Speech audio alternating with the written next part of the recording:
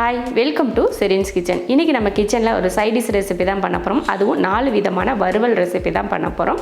நம்ம இப்போலாம் ஸ்கூலுக்கெல்லாம் school college ஆஃபீஸ்க்கெல்லாம் போக ஆரம்பிச்சிருப்பாங்க எல்லோரும் ரெகுலராக. அதுக்கு வந்து நம்ம டெய்லி ஒரு லஞ்ச் ஒன்று கட்டி கொடுப்போம். அதுக்கு வந்து நம்ம சைடிஷ் ஏதாவது செய்யணும் அப்படின்னு யோசிப்போம் இல்லையா? அந்த மாதிரி நேரத்தில் இது உங்களுக்கு ரொம்ப யூஸ்ஃபுல்லாக இருக்கும். இன்றைக்கி நம்ம பண்ண போகிற சைடிஷும் பார்த்திங்கன்னா 4 விதமான வறுவல் ரெசிபி தான்.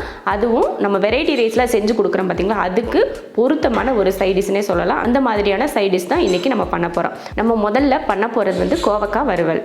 300 கிராம் கோவக்காயை இது போல் நீளவாக்கில் கட் பண்ணி எடுத்து வச்சுருக்கேன். இந்த மாதிரி நீளவாக்கில் கட் பண்ணிங்கன்னா தான் நம்ம பொரிச்சு எடுக்கிறப்போ பார்க்குறதுக்கும் நல்லாயிருக்கும், நல்லா முறுமுறுப்பாக கிடைக்கும். அதனால் இது போல் நீளவாக்கில் கட் பண்ணி எடுத்துக்கலாம். அதில் கார்ன்ஃப்ளவர் சேர்த்துக்கலாம். 3 ஸ்பூன் அளவுக்கு இதில் கார்ன்ஃப்ளவர் சேர்த்துக்கிறேன். அடுத்து 1/2 ஸ்பூன் மல்லித்தூள், 1/4 ஸ்பூன் கரம் மசாலா தூள், ஒரு 1/2 ஸ்பூன் அளவுக்கு சில்லி ஃப்ளேக்ஸ் சேர்த்துக்கோங்க. நீங்கள் வரமிளகாயை வந்து ஒரு மிக்ஸி ஜாரில் போட்டு சும்மா 1-2 குறகுறப்பாக அரைச்சி அதில் சேர்த்துக்கலாம்.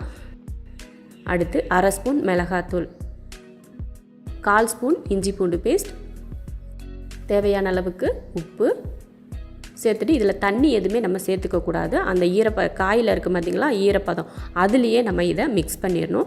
இந்த மாதிரி அந்த மசாலா அந்த காயோட ஒட்டிகிட்டு இருக்கணும். அந்த மாதிரி தான் நம்ம பிணைஞ்சிக்கணும். எக்ஸ்ட்ரா ஒரு துளி அளவுக்கு கூட இதில் தண்ணி சேர்த்துடக்கூடாது. தண்ணி சேர்த்துட்டிங்கன்னா ரொம்ப தண்ணியாக ஆயிரும். அதனால் தண்ணியே இல்லாமல் பிசைஞ்சு எடுத்துக்கணும். அவ்வளோதான். இதை ஊற வைக்கணுன்றதுலாம் அவசியம் இல்லை. உடனே நம்ம பொரிச்சு எடுத்துடலாம். இப்போ வந்து எண்ணெய் நல்லா காஞ்சிட்ருக்கு. இப்போ பொரிச்சிடலாம். அதில் கொஞ்சம் கருவேப்பிலையை போட்டுட்டு அதுக்கப்புறமா இந்த நம்ம கோவக்காயை வந்து அதில் போட்டு பொரிச்சு எடுத்துக்கலாம். நம்ம எப்பயுமே பக்கோடா ஊற்றி விடும்ல, அது போல் ஒன்று ஒன்றா உதிர்த்து கூட விட்டுக்கலாம். போட்டதுமே கலந்து விடாமல் கொஞ்சம் பொறுமையாக விட்டு அதுக்கப்புறமா நல்லா கலந்து நல்லா மொறுமொறுப்பாக வேகிற வரைக்கும் வெயிட் பண்ணிவிட்டு அதுக்கப்புறமா நம்ம எடுத்துடலாம். பார்த்திங்கன்னா தெரியும், நல்லா மொறுமொறுப்பாக வெந்து வந்துருச்சு. இப்போ நம்ம இதை எடுத்துடலாம். இப்போ இதை ஒரு பிளேட்டில் மாற்றிடலாம். சூப்பரான சுட சுட முறுமுறுப்பாக ஒரு கோவக்காய் வறுவல் ரெடி ஆயிருச்சு. இது சாப்பிட்றதுக்கு ரொம்ப அருமையாக இருக்கும். சும்மா ஸ்நாக்ஸ் மாதிரி கூட இதை சாப்பிட்லாம். இல்லைன்னா சைடிஷாக வச்சு கூட சாப்பிட்லாம். சாதத்துக்கு சாம்பார் சாதம், தயிர் சாதம், வெரைட்டி ரைஸ் எது செஞ்சாலும் இந்த மாதிரி நீங்கள் வறுவல் பண்ணிவிட்டு சாப்பிட்டிங்கன்னா எல்லாருக்குமே இது ரொம்ப பிடிக்கும். ஏன்னா முறுமுறுப்பாக இருக்கிறதுனால எல்லாருமே இதை விரும்பி சாப்பிடுவாங்க. பிடிக்காதுன்னு சொல்லவே மாட்டாங்க. இது சைடிஷாக மட்டும் இல்லை, ஸ்நாக்காக கூட யூஸ் பண்ணிக்கலாம். ரொம்ப சூப்பரான ஒரு கோவக்காய் வறுவல் இது. கோவக்காய் வறுவல் வந்து சூப்பராக செஞ்சாச்சு. நல்லா மொறுமொறுப்பாக செஞ்சிட்டோம். அடுத்தது உருளைக்கிழங்கு வறுவல். உருளைக்கிழங்கு வறுவல்னாலே சொல்ல தேவையில்லை, எல்லாருக்குமே ரொம்ப பிடிக்கும். குழந்தைங்களுக்கு ரொம்ப ரொம்ப பிடிச்ச ஒரு உருளைக்கிழங்கு வறுவல். இப்போ வாங்க உருளைக்கிழங்கு வறுவல் பண்ணலாம். ஸ்டவ் ஆன் பண்ணிவிட்டு ஒரு கடாய் வச்சு எண்ணெய் ஊற்றிக்கலாம்.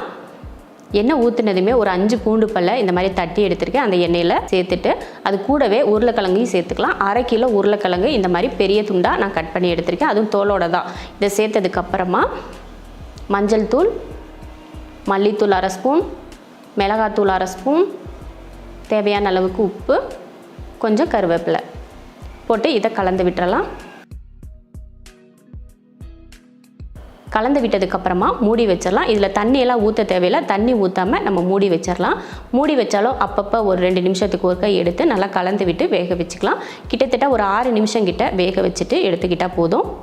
இப்போ வந்து 6 நிமிஷம் கிட்ட ஆயிடுச்சு. நம்ம 2-3 தடவை கிளறி விட்டு வேக வச்சுட்டோம். இப்போ பார்த்தீங்கன்னா உருளைக்கிழங்கு நல்லா வெந்திருக்கு பாருங்கள். இந்த டைமில் நம்ம அடுப்பை வந்து கொஞ்சம் ஹை ஃப்ளேமில் வச்சுட்டு ஒரு 2 நிமிஷத்துக்கு நல்லா வறுத்து எடுத்துக்கணும். கரெக்டாக ஒரு 2 நிமிஷத்துக்கு ஹை ஃப்ளேமில் வச்சு நல்லா வறுத்து எடுத்தோம்னா சூப்பரான உருளைக்கிழங்கு வறுவல் ரெடி ஆயிடுச்சு.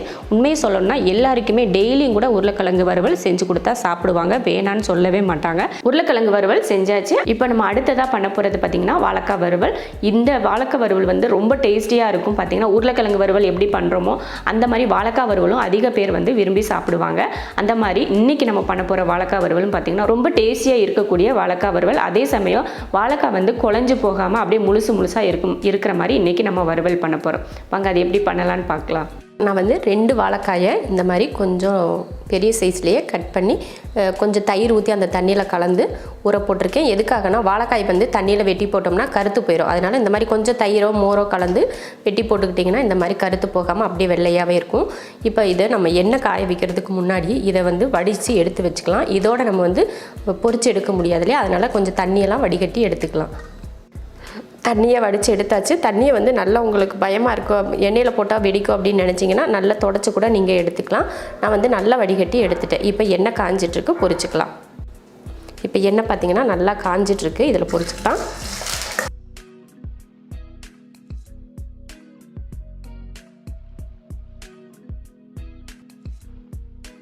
வாழைக்காய் வந்து நல்லா வெந்து கலர் மாதிரி வரும் பார்த்திங்களா, அந்த மாதிரி டைமில் நம்ம எடுத்துக்கலாம். பாருங்கள் நல்லா மொறுமொறுன்னு இந்த மாதிரி வாழைக்காயை வறுத்து எடுத்தாச்சு பாருங்கள். இப்போ எடுத்துடலாம்.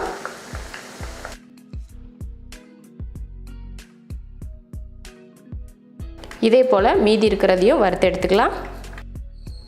வாழைக்காயை பொரித்து எடுத்தாச்சு. இப்போ இந்த எண்ணெயை கொஞ்சம் வேறு பாத்திரத்தில் மாற்றி வச்சுட்டு அதுக்கப்புறமா நம்ம இதில் கொஞ்சம் எண்ணெய் வச்சு வறுத்து எடுத்துக்கலாம். இந்த எண்ணெய் வந்து நீங்கள் வேஸ்ட் ஆயிரும் அப்படின்னு நினைக்கக்கூடாது. இதை நம்ம மற்ற சமையலுக்கெல்லாம் நம்ம யூஸ் பண்ணிக்கலாம். நம்ம அப்பளம் பொரிக்கவோ இல்லை சமையலுக்கோ எதுக்கு வேணாலும் யூஸ் பண்ணிக்கலாம். இப்போ இதை மாற்றி வச்சிடலாம்.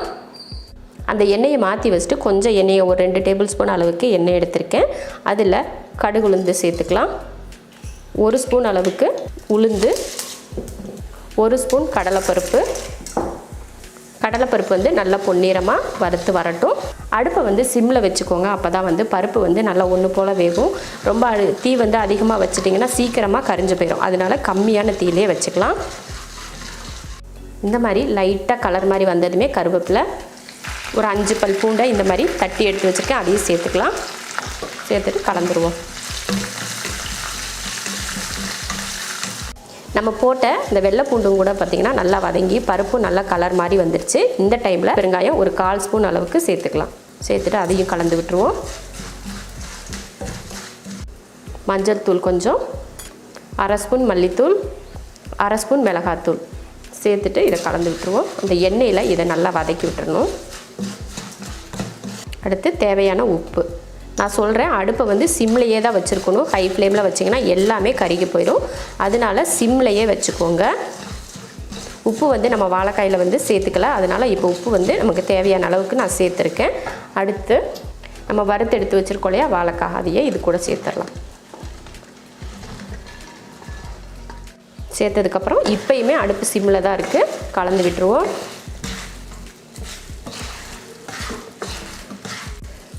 நல்லா கலந்தாச்சு. இப்போ என்ன பண்ண போகிறோன்னா கொஞ்சம் தண்ணி நம்ம கையில் எடுத்தால் இந்த மாதிரி ஒரு கையளவுக்கு தண்ணி அதை தெளித்து விட்றலாம். தெளித்து விட்டுட்டு கலந்துருவோம். அடுப்பு வந்து இப்போ சிம்மில் தான் இருக்குது. இப்போ மூடி வச்சிடலாம் 2 நிமிஷத்துக்கு. இப்போ 2 நிமிஷம் கிட்ட நல்லா வேக வச்சாச்சு. அந்த தண்ணி ஊற்றின தண்ணியும் பார்த்திங்கன்னா நல்லா வத்திருச்சு. பார்த்திங்கன்னா நல்லா ட்ரை ஆயிடுச்சு. ரொம்ப சூப்பராக வெந்துருச்சு. வந்து எதுக்காக நம்ம இதில் தண்ணி ஊற்றணும் அப்படின்னு பார்த்தீங்கன்னா, நம்ம உப்பு போட்டிருக்கோம் இல்லையா, அந்த காயில் வந்து உப்பு பிடிச்சிருக்காது. கொஞ்சம் தண்ணி விட்டு வேக வச்சுட்டோம்னா ஒரு 2 நிமிஷத்துக்கு நல்லா உப்பு பிடிச்சிரும். அதுக்காக தான் அந்த லைட்டாக கொஞ்சம் தண்ணி தெளிச்சுக்கிட்டேன். நம்ம கையில் 1 கை 2 கை அளவுக்கு நீங்கள் தண்ணி தெளிச்சுக்கிட்டிங்கன்னா போதும். அளவுக்கு அதிகமாக தெளிச்சிங்கன்னா காய் வந்து குழஞ்சி போயிடும்.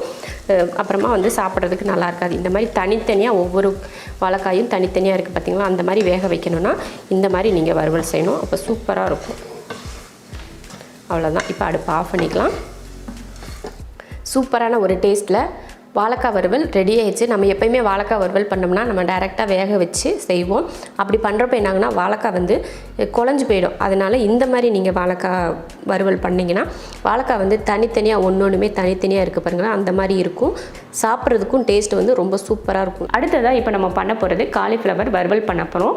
இது வந்து நம்ம வெரைட்டி ரைஸ்க்காக மட்டும் கிடையாது, எல்லா விதமான ரைஸ்க்குமே நம்ம சைடிஷாக வச்சுக்கிறதுக்கு ரொம்ப பொருத்தமாக இருக்கும். வாங்க அது எப்படி பண்ணலாம் அப்படிங்கிறத பார்க்கலாம். 1/2 கிலோ காலிஃப்ளவர் நான் சின்ன துண்டுகளாக இந்த மாதிரி பிச்சு எடுத்து வச்சுருக்கேன். நல்லா சுடு தண்ணியில் உப்பு போட்டு ஒரு 20 நிமிஷம் கிட்ட ஊறிட்டுருக்கு. அதில் பூச்சி இதெல்லாம் இருக்கும் இல்லையா, அதனால் நல்லா சுடு தண்ணியில் உப்பு போட்டு நீங்கள் கொஞ்சம் நேரம் ஊற வச்சுட்டு கழுவுனீங்கன்னா அதில் இருக்க பூச்சியெல்லாம் வெளியில் வந்துடும். இப்போ நம்ம தாளித்து விட்டுறலாம். ஸ்டவ் ஆன் பண்ணி கடாய் வச்சுட்டு எண்ணெய் காஞ்சதுமே 1/2 ஸ்பூன் சோம்பு, கொஞ்சம் கருவேப்பிலை, 2 பெரிய வெங்காயத்தை சின்னதாக வெட்டியிருக்கேன். இதை வதக்கிடலாம்.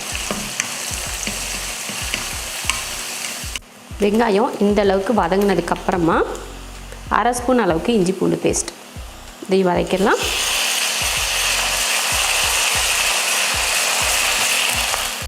இஞ்சி பூண்டு பேஸ்ட் போட்டு நல்லா வதக்கினதுக்கப்புறமா 2 தக்காளி, மிளகாத்தூள் 1 ஸ்பூன், மஞ்சள் தூள், அடுத்து மல்லித்தூள் 1 2 3, இதில் 3 ஸ்பூன் மல்லித்தூள்.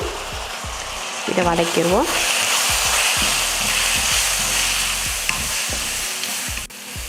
இந்த மாதிரி தக்காளி மசாலாலாம் வதக்கினதுக்கப்புறமா நம்ம க்ளீன் பண்ணி வச்சுருக்கோம் இல்லையா காலிஃப்ளவர், அதையும் சேர்த்துக்கலாம்.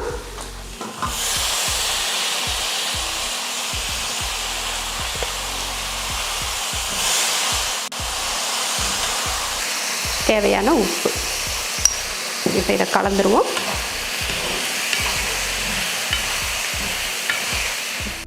நல்லா கலந்தாச்சு. இதில் தண்ணி சேர்த்துக்கலாம். நல்லா காய் முங்குற அளவுக்கு தண்ணி சேர்த்துடலாம்.